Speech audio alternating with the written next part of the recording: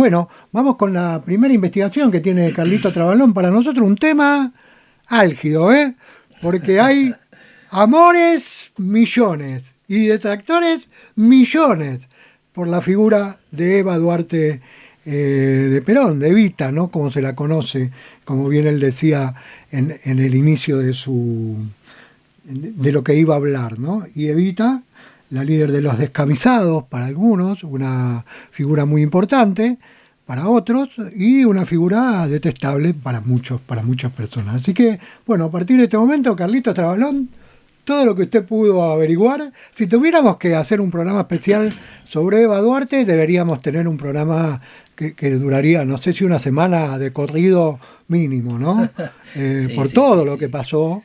¿No? Yo no quiero decir cosas, las voy a decir después, porque no quiero pasar por encima de la investigación de Sí, Carlito. su Pero vida, de viva dio mucha tela para cortar y de muerta muchísimo más. Así que, eso estaba por decir, tal ¿eh? cual, ¿no? Aún muerta seguía impresionante. Bueno, vamos a comenzar contando quién fue Eva María Duarte.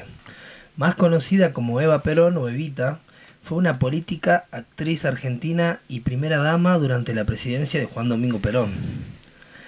Nacida en Junín, área rural de Los Toldos, el 7 de mayo de 1919, fue hija de Juan Duarte, conocido como el Vasco, por los vecinos, quien era un estanciero e importante político en Chivilcoy, una ciudad cercana a Los Toldos, y hija de Juana Ibaguren, quien era la hija de un carrero y de una puestera llamada Doña Petrona Núñez. Juan Duarte, padre de Eva, mantenía a dos familias, una legítima y legal, en la que estaba casado con su esposa Adela de Wurtz, y la otra con Juana Ibaguren. Esto se trataba, eh, Esto se trataba de costumbre en el campo, que hasta el día de hoy en algunos lados es normal, ¿no? Tener dos familias y que una sean, bueno, antes le llamaban los hijos bastardos a los que eran hijos de la familia no legal, por así decirlo, por no estar casados, ¿no? Pero muy aceptados por la sociedad de la época, Sí, ¿eh? era muy Como, normal y como te digo, y hasta el día de hoy se podría decir que se ve todavía eso, ¿eh? Vivió en el campo con sus hermanos Bianca, Elisa, Juan Ramón y Armida Luján, hasta 1926, fecha en la que falleció el padre. La familia quedó desprotegida y fue echada de la hacienda. Estas etapas de su niñez, en las condiciones de discriminación, la marcaron profundamente. En esa época, la ley de Argentina establecía una serie de calificaciones infames. Si sus padres no habían contraído matrimonio legal, eran llamados hijos ilegítimos. Evita, una vez en el gobierno, el peronismo en general y Evita en particular, impulsaron leyes antidemocratorias para igualar a las mujeres con los varones y a los niños entre sí, sin importar la naturaleza de las relaciones entre sus padres. Proyecto que fueron muy resentidos por la oposición, la iglesia y las Fuerzas Armadas. Claro, olvídate, o sea, fue discriminada toda su vida justamente en la película, no sé si vieron la película de Eva, a ella no la querían dejar ir al funeral del padre, ¿viste? Porque justamente era la hija bastarda, por así decirlo. claro, Entonces, como que toda su vida tenía prohibido ir. tenía prohibido, sí, la madre peleó para que los deje, entonces salió toda la familia de la verdadera esposa y entraron todos ellos a despedirse de su padre, ¿no? Y medio duro, digamos, o sea, fue grosso. Gracias al arduo trabajo de su madre y de sus hermanos mayores, los Duarte pudieron conseguir un mejor hogar y mejores oportunidades. Eva empezó a estudiar. Ya por entonces soñaba con ser actriz y migrar a la ciudad de Buenos Aires. Su maestra, Palmira Repetit, recuerda: una jovencita de 14 años inquieta, resuelta, inteligente, que tuve por alumna allá por el 1933. No le gustaba la matemática, pero no había nadie mejor que ella cuando se trataba de invertir en la fiesta del colegio. Tenía fama de ser excelente compañera. Era una gran soñadora. Tenía intuición artística. Cuando terminó la escuela vino a contarme sus proyectos. Me dijo que quería ser actriz y que tendría que irse de Junín. En esa época No era muy común que una muchachita provinciana coincidiera en ir a conquistar a la capital. Sin embargo, yo la tomé muy en serio, pensando que le iría muy bien. Mi segunda era, mi seguridad era sin ninguna duda el contagio de su entusiasmo. Comprendí con los años que la seguridad de Eva era natural, emanaba de cada uno de sus actos. Recuerdo que ella se inclinaba por la literatura y la declamación Se me escapaba de la clase cuantas veces podía para recitar delante de los alumnos de otros grados. Con sus lindos modos se compraba a los maestros y obtenía permiso para actuar en frente de otros chicos. Terminó así entonces la primaria, pasó con la familia la fiesta, Navidad y Año Nuevo, y el 2 de enero de 1935, con tan solo 15 años, migró definitivamente a Capital. En la película Evita y en algunas biografías han difundido la versión de que ella viajó en el tren a Buenos Aires con el famoso cantor de tango Agustín Magaldi. Viste que en la película se ve como que él la rescata, ella le va y le pide que se la lleve, por favor, que ella tenía futuro afuera. Bueno, se cree que ese es un mito, ¿no? Claro. Es algo que se hizo en la película como para darle fuerza.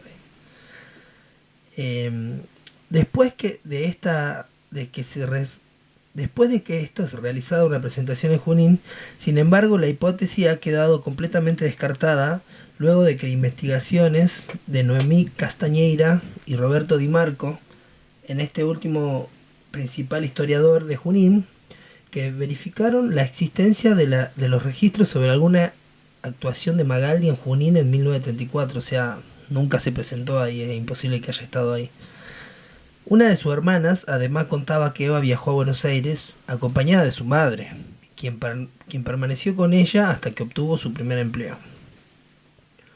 A poco de llegar, obtuvo un empleo para actuar en un papel secundario en la compañía teatral de Eva Franco, una de las principales de la época.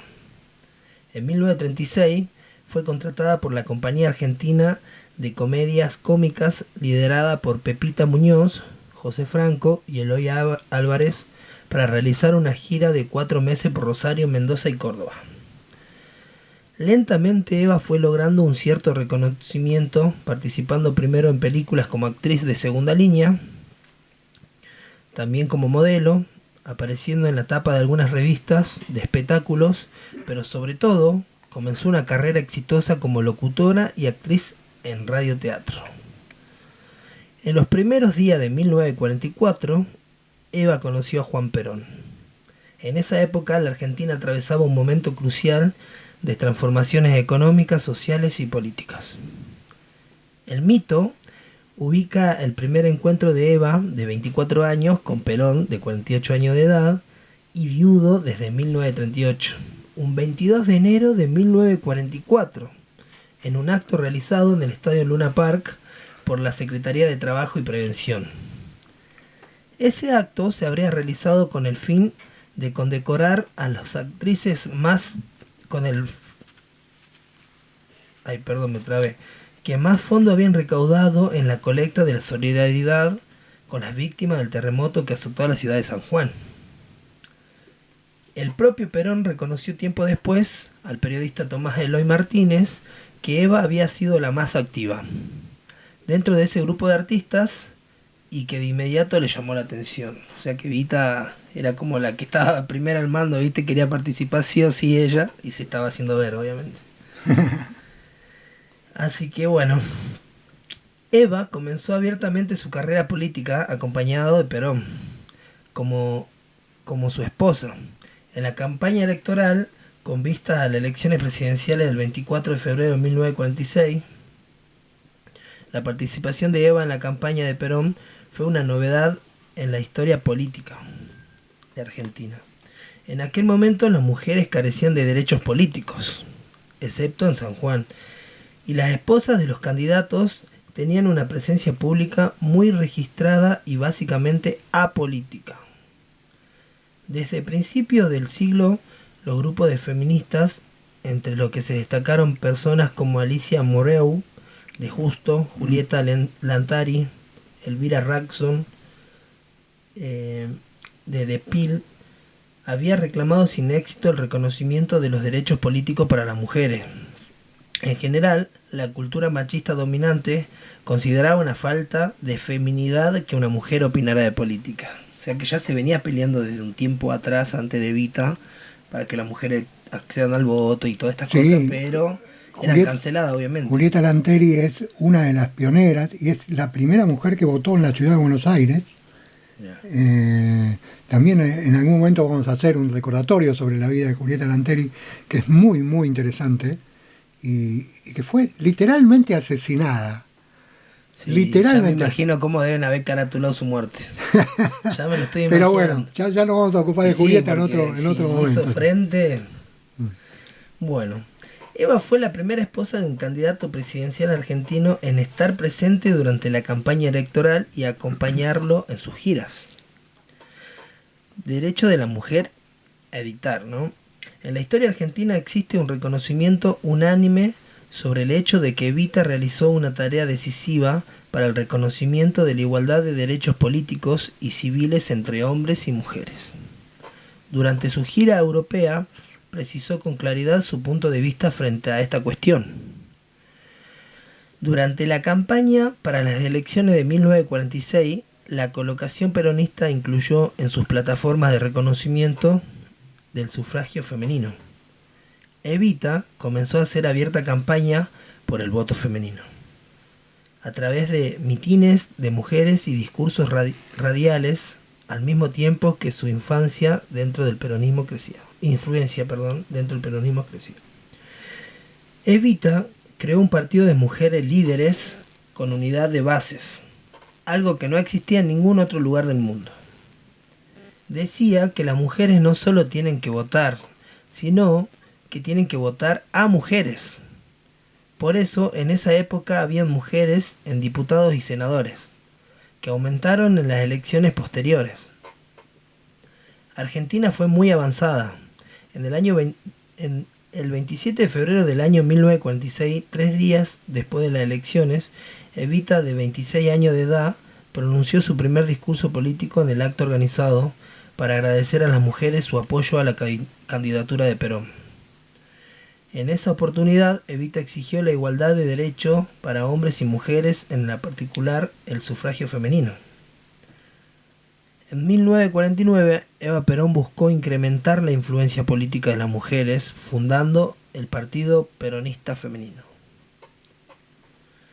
El 11 de noviembre de 1951 se realizaron elecciones generales.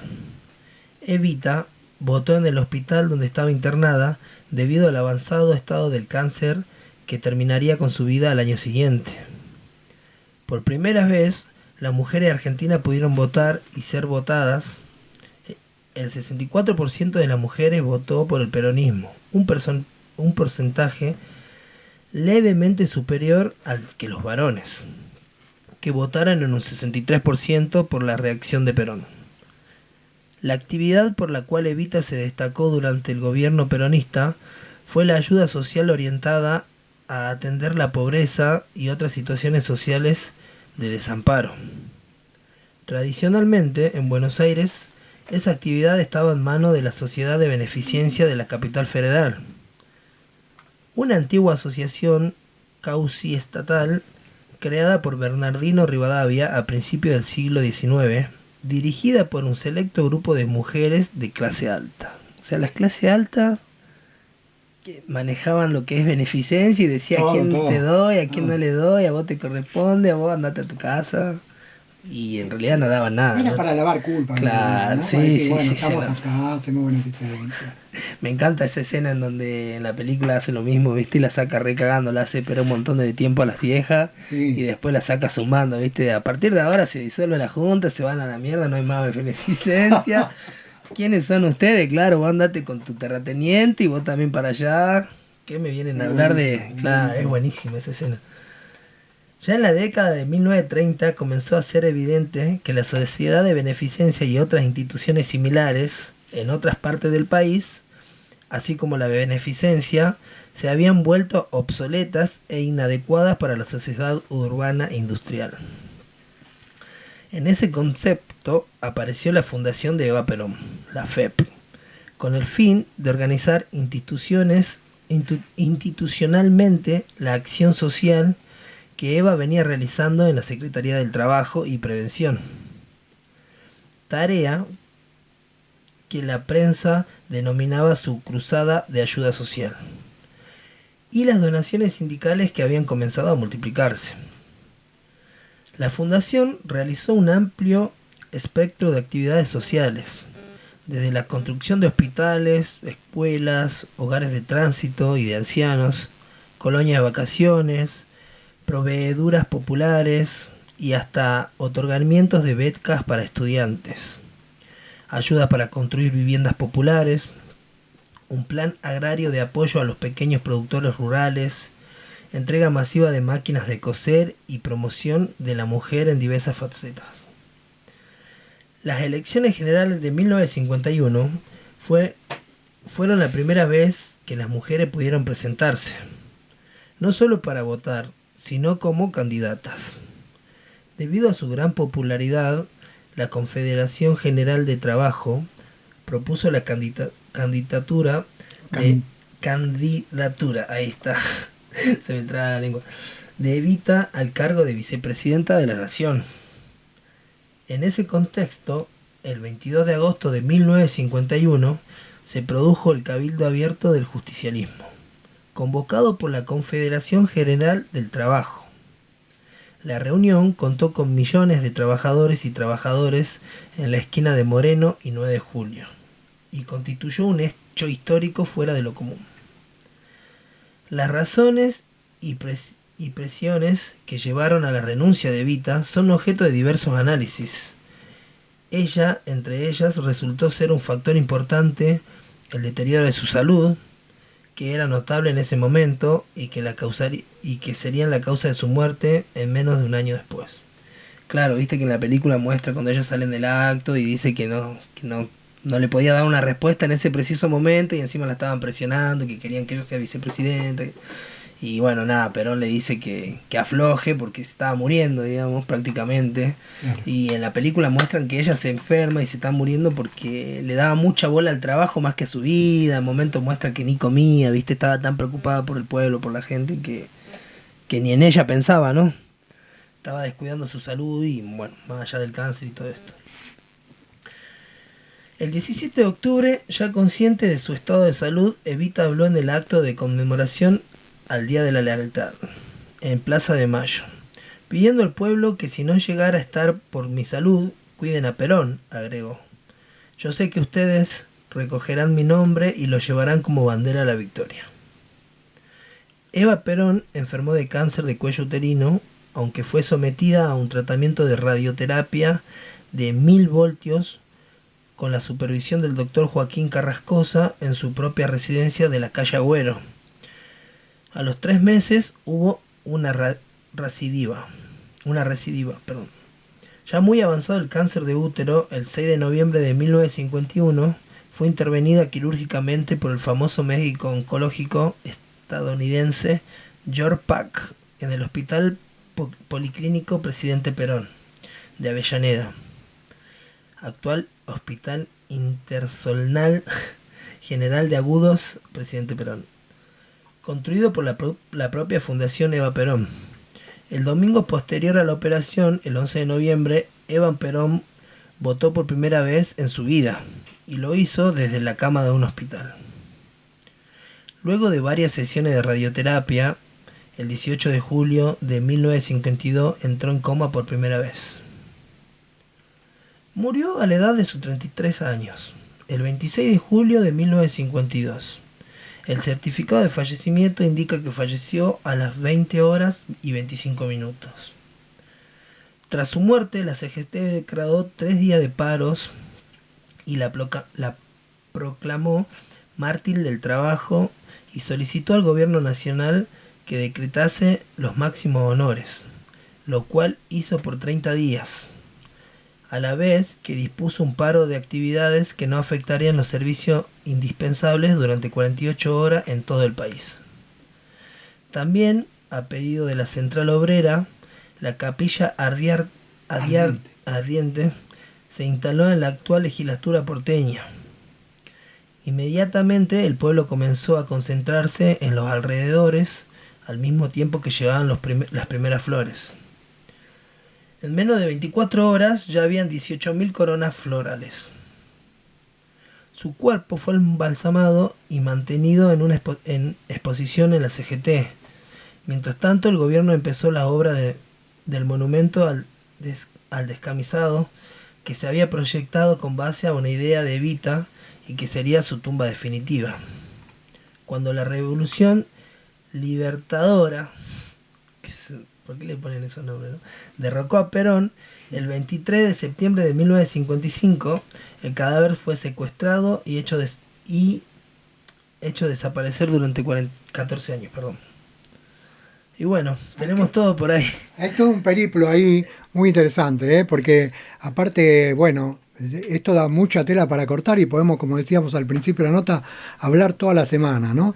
El periplo del cadáver de Eva Perón, que incluso fue extraditado, salió ilegalmente del país, volvió ilegalmente del país. Algunos dicen que el acuerdo para que el cadáver de Eva Perón pueda volver al país era que quedara enterrado 7 metros bajo tierra u 8 metros bajo tierra, como está en la bóveda que está en el cementerio de la Recoleta. Qué impresionante, ¿no?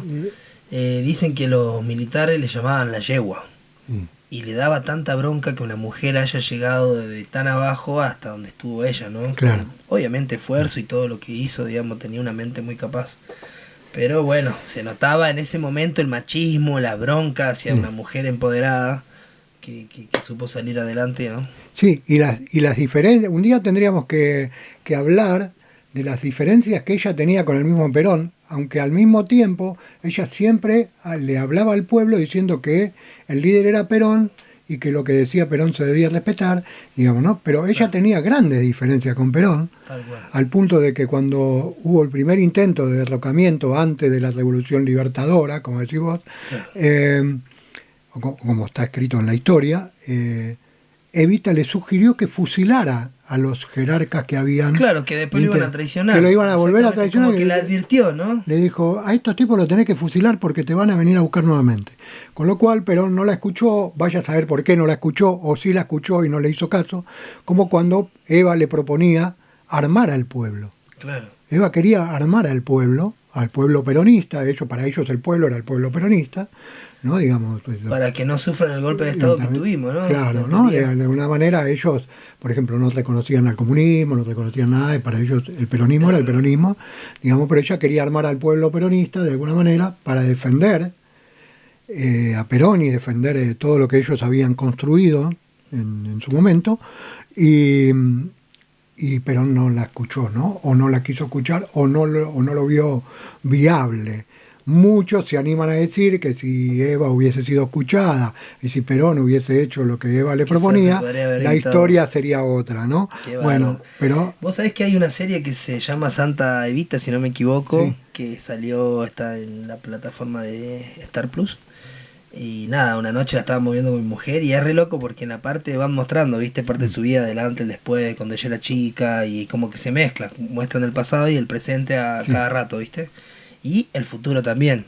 Y muestran una parte que cuando muere y la embalsaman, llaman a un médico español para que la embalsame, pasa todo esto de la dictadura militar y en la serie se muestra como que hacen réplicas. Porque ya sabían que el gobierno se la quería llevar. Ah, sí, claro. Entonces se dice que hicieron 4 cadáveres. Hay más de un cadáver, sí. Y el loco le dice, el español le dice, viste, bueno, si la querés, adivina cuál es, digamos. Y bueno, no lo mataron de pedo ese, pero se llevaron los 4 cadáveres y le enterraron en diferentes lugares, viste. Entonces no se sabe si realmente el que está ahí abajo es el verdadero o no. No, bueno, hay una historia. Un soldado la marcó con un, ¿cómo que se dice? Con... que es para cortar quirúrgicamente. Bueno, la marcó detrás de la oreja y él era el único que sabía dónde estaba, digamos. Se dice eso. Se dice, bueno, pero sí, se dicen tantas cosas, ¿no? Estuvo escondido el loco. cadáver detrás de una pantalla de cine sobre la Avenida Exacto, ¿cuántos Córdoba. años? Sí, sí. Sí, estuvo escondido ahí. Hubo una obra de teatro en la que tuve suerte de trabajar, y esto ya no lo digo más, que se llamó El cadáver detrás de la pantalla y hablaba de ese tema, ¿no? Hablaba de ese tema. Bueno,